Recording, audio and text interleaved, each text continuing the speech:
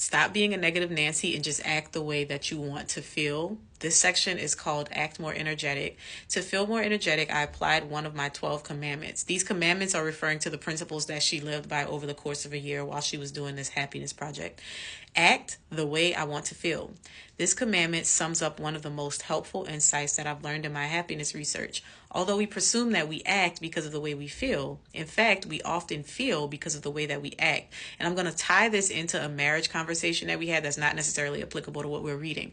But a lot of times when we talk and we have these conversations here, what I see in the comments are, well, I only act that way because my husband does this, or well, I only do that because my wife makes me feel da da da da da. And that's basically what she's saying. Instead of saying that I'm acting because of the way that I feel, you should try feeling the way that you want to act. So when I say show up as your best self, regardless of what your spouse is doing, I really mean that. Why is it that when they're not showing up or they're not doing what they're supposed to be doing, we're like, well, I'm not going to do it either. What is that going to solve?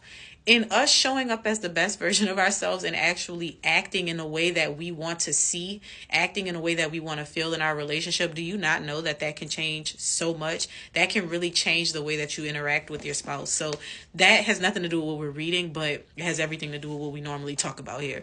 So she says, for example, studies show that even an artificially induced smile brings about happier emotions, and one experiment suggested that people who use Botox are less prone to anger because they can't make angry faces. The philosopher and psychologist William James explained action seems to follow feeling, but really action and feeling go together.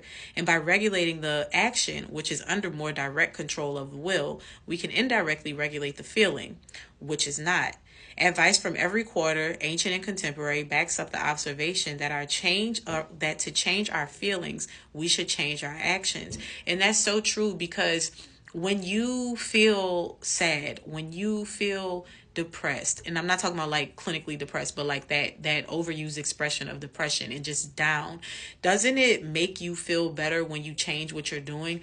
Are you not going to feel more depressed when you just stay in bed, keep watching the same show, balled up under the covers? But if you get up and you go outside, you go for a walk, you go have coffee with one of your friends, changing your actions actually changes the way that you feel, because you start to feel better when you change your environment and when you start to embrace like, okay, I'm down, but I don't have to stay down here. I can go and do things to influence the way that I feel, right?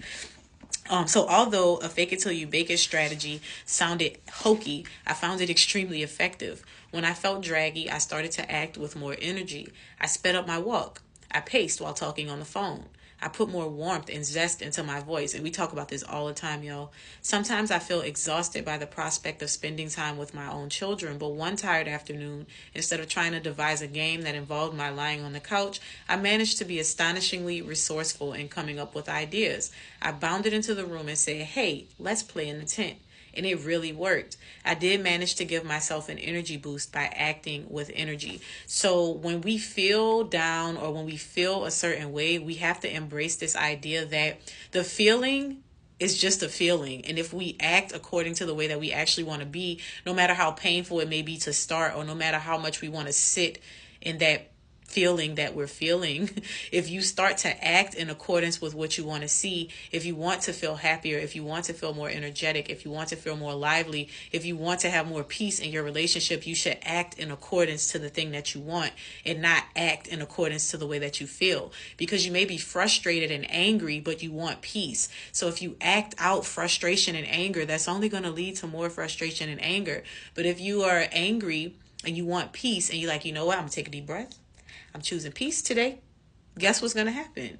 You're going to get your peace because you're acting in accordance with what you want and not what's like sitting in front of you. And that can be hard. I'm not saying that this is something that is a cakewalk or that is super easy. But what I'm saying is, if we have the awareness and we start to think about these things when we're actually in a situation, that's when the change happens, because it's not the easiest thing to do. When you're angry, you want to be angry. You want to shout. You want to punch somebody, right? But we don't have to act on those things just because that's what we feel. We don't have to act on anger because we feel anger. And we talk all the time about how like even anger itself, it's rarely ever anger. It's usually some other emotion that we're too embarrassed or not feeling vulnerable enough to unpack. But that's another topic for another day. Act the way that you want to feel and stop allowing your feelings to dictate how you act.